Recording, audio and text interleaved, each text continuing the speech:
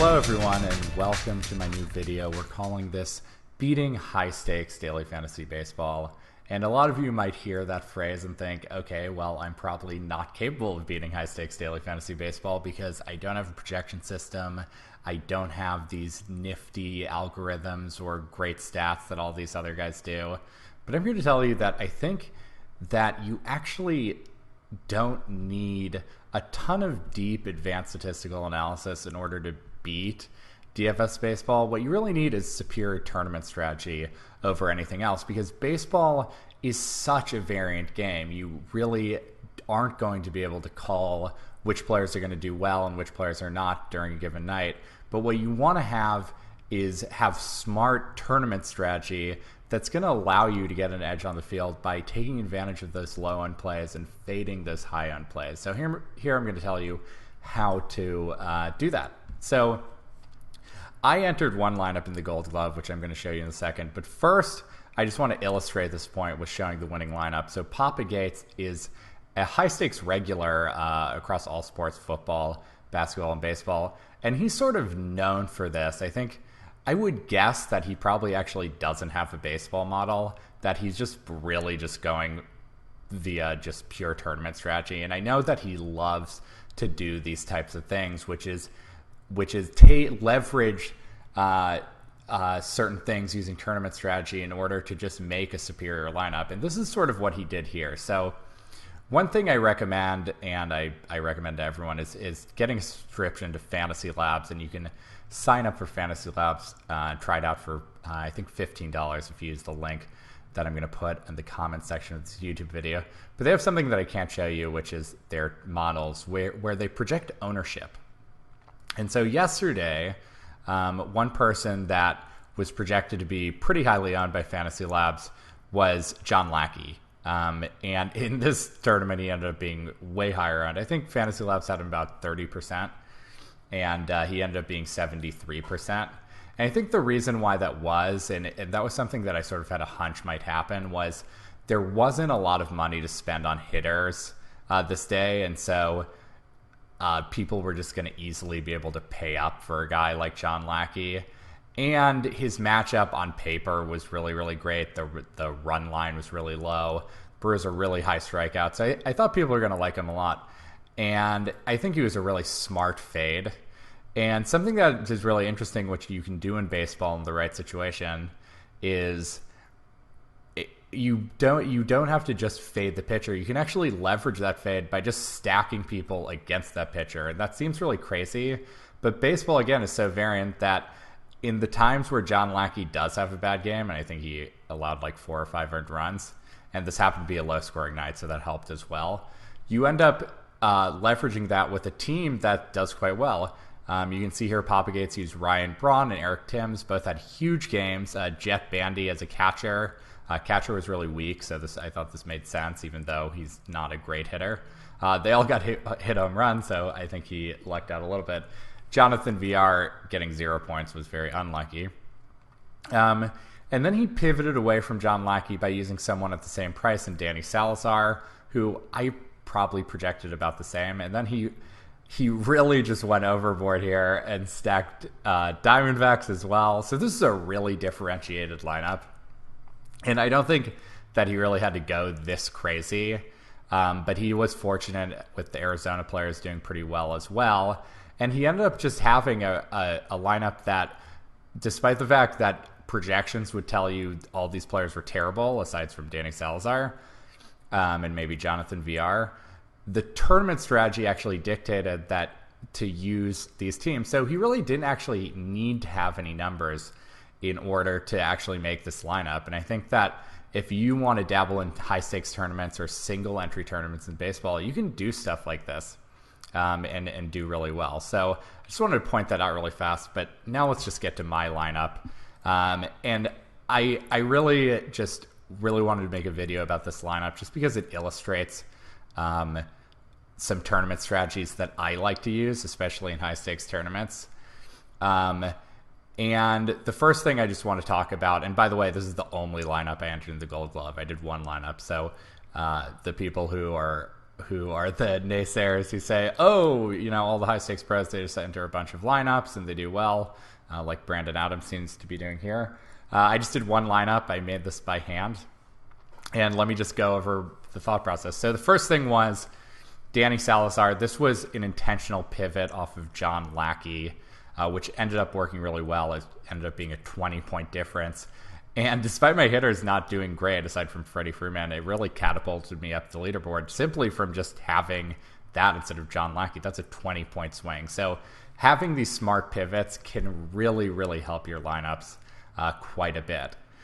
Another guy I liked a lot, and this was not an ownership play, I did not expect him to be this low owned, was Lance Lynn.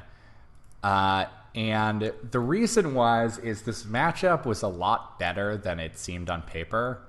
So a lot of people, they look at matchup and they go to Roto Grinders or something or some site and they're like, oh, the Brewers have a K rate of 25% as a team, or their OPS as a team is really bad. Therefore, they're a really great matchup. But they don't really look at what the lineup is actually for that day, because lineups can vary a lot and they can change a lot. And when they change, sometimes it can make it a much better matchup. And one thing that changed for the Pirates is Gregory Polanco is out. So that's one thing. And the other thing is Lance Lynn, who is really, really good against right-handers, was going to get 7 right-handed hitters. So that's really good for him. So one thing you might not know is, okay, well, how do I even figure out if someone is good for right-handers? Well, we actually have a free tool on Daily Fantasy Winners. If you just go to the Fantasy Tools section and go to Pitcher Splits, and by the way, this is free, we basically have WOBA splits and strikeouts per walk splits for every pitcher that day. And so this is for 2 days, so it's not going to actually show Lance Lynn, but it'll show you his stats on his Fangraph page. But basically, this is the strikeout per walk, theoretical strikeout over walk diff from righties to lefties. So a high positive number would mean that a pitcher really dominates righties, and a high negative number, a pitcher really dominates lefties. So you can see today, Max Scherzer, he's a guy who last year struck out 20 Detroit Tigers, and it was sort of a similar situation where the Tigers have a ton of righties, and he's a guy who really dominates righties, so it was a really good matchup. Lynn as well, I just went to this Fangraphs page. If you look at his career splits, you can see strikeout per walk ratio, 9.62 Ks per 9, 2 walks per 9. That's a 4.75 strikeout per walk ratio. As opposed to lefties, he just really struggles. So having this situation where you have a team that has all righties is really beneficial for him. And one thing that I really liked as well, first 2 games of the season, he didn't do well. Well, it was versus the Nationals and the Cubs, who both are really lefty-heavy lineups, so that doesn't really say that much to me. So I think he was going to be, I thought he'd be overlooked. I didn't think he'd be overlooked that much, but he ended up being a really good play. And let me just say really quickly with some of the other players this lineup that's not related to my stack. Freddie Freeman was just a guy I liked. I'm shocked by this ownership, and a lot of bad players or amateur players in DFS, they'll look at Freddie Freeman and they'll say, oh, how did Max know that he was going to hit 2 home runs? I didn't know he was going to hit 2 home runs. I projected him highly, and I think most people probably would. He had a good matchup at home against Jared Weaver, who throws about 82 miles per hour. But I didn't know he was going to do this well, and I think I lucked out with that, but was unlucky about how high he was owned. Dansby Swanson as well. I just thought it was a good matchup. He didn't do that well. With Stanton and Trout, Stanton basically, if he goes against a lefty, he's just going to be really highly projected, and he was going against a lefty. So, and I had money to spend, so I went with him. And then Mike Trout, obviously, matchup isn't good on paper, but because he's facing a righty and Houston's bullpen is really good.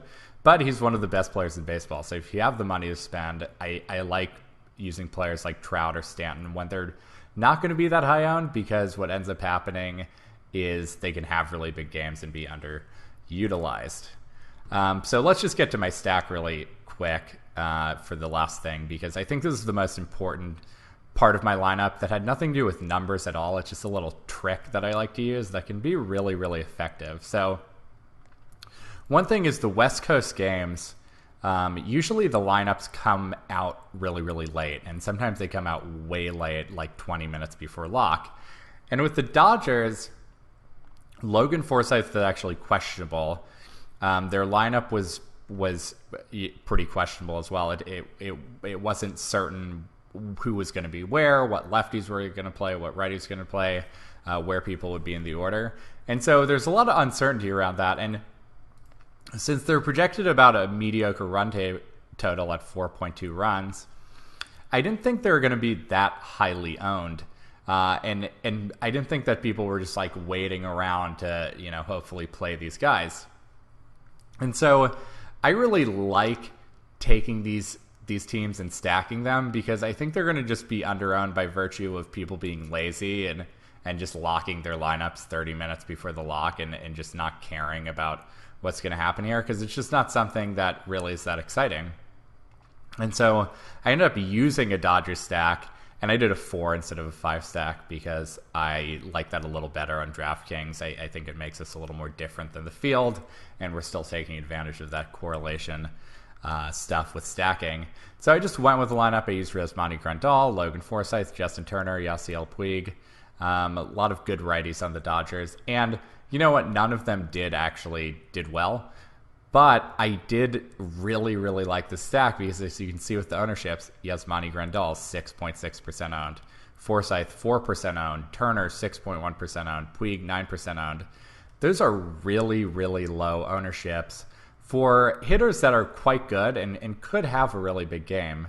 And they're definitely better, than Papa Gates using these Arizona hitters who are definitely much less projected and ended up having pretty good games. So that could have easily happened with my Dodgers hitters, and I'm sad that it didn't because I really was positioned well to win this thing.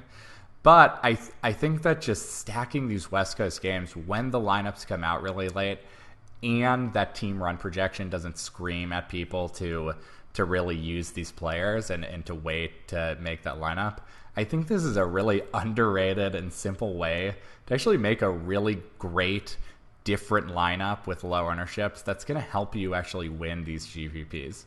So I think today, as an example, I'll just go to the further date just to expand upon this, is we have a couple West Coast games. We have San Francisco. We don't have San Francisco or Kansas City. We basically have the Rangers at A's. We have Marlins at Seattle.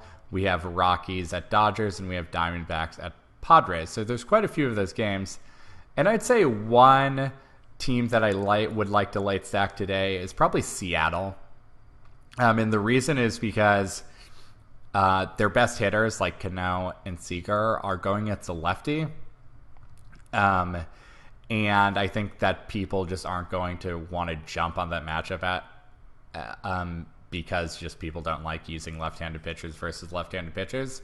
But the Marlins do have a bad righty-heavy bullpen, and I think this is just going to be underutilized stack with a decent run projection, and the lineup will probably come out pretty late. So I think this is a really interesting team to stack and something that I would look for today as a team to put in one of those high-stakes tournaments like the $444 home run or the FanDuel Monster to stack up. And I think that it's just a great play in general. You don't have to have the numbers to do this. You say, okay, Cano, Cruz, Seager, or Haniger, there we go. I have my stack, and that's it. So again, I really don't think that the numbers are really important here. You don't have to get all fancy. But if you know the correct tournament strategy, that's going to really, really help you, and really you can actually win these high-stakes tournaments and have an edge on the field just by using these little tricks that people are just a little too lazy to do. So I hope that you enjoyed this video. I hope you learned a little something about high-stakes tournaments in general and daily fantasy baseball. As always, you can tweet me at MaxJSteinberg if you have any questions. Go to DailyFantasyWinners. We have a lot of great new tools. You can go on the forum as well and check out, have some discussion with me or Danny or Nick. And I hope you like this video, and good luck with your lineups tonight.